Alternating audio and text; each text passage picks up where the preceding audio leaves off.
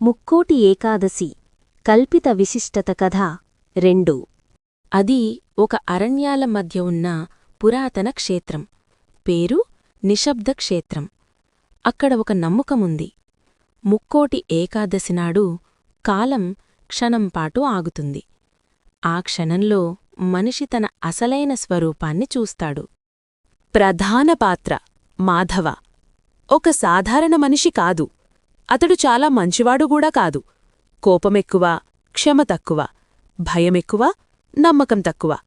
అతడు దేవుడిని కాదు, తన జీవితాన్ని నిందించేవాడు. ముక్కోటి ఏకాదశి ఉదయం.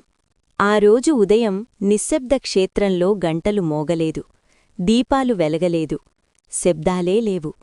కాని ప్రతి మనిషి ముఖంలో ఏదో ఎదురుచూపు. ఒక సన్యాసి చెప్పాడు, ఈరోజు దేవుడి ముందు కాదు, నీ అంతరాత్మ ముందు నిలగడాలి. సంఘటన: పాత వృక్షం దగ్గర. మాధవ ఒక పురాతన వృక్షం కింద కూర్చున్నాడు.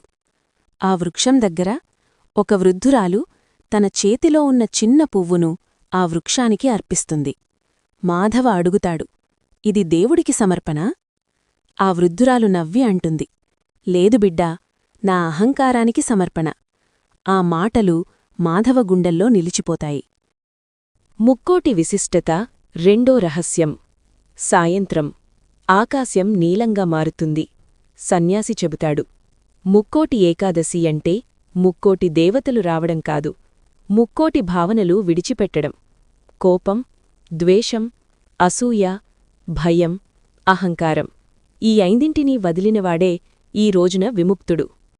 మాధవకు కలిగిన అనుభవం. ఆ రాత్రి మాధవకు ఒక విచిత్ర అనుభూతి.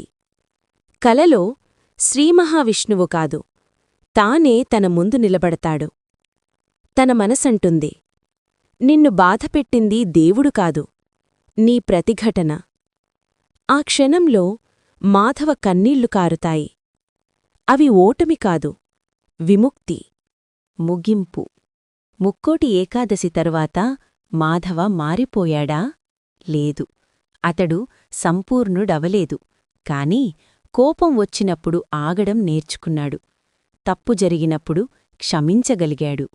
భయాన్ని అర్థం చేసుకోవడం మొదలుపెట్టాడు. గ్రామస్థులు అంటారు, మాధవకు దేవుడి దర్శనమైంది అని. కాని నిజమేంటంటే మాధవకు తన దర్శనమైంది. కథ సందేశం: ముక్కోటి ఏకాదశి దేవుణ్ణి చూడే రోజు కాదు, మనల్ని మనం చూడే రోజు. Friends, please subscribe, like, share and comment మన ఛానల్.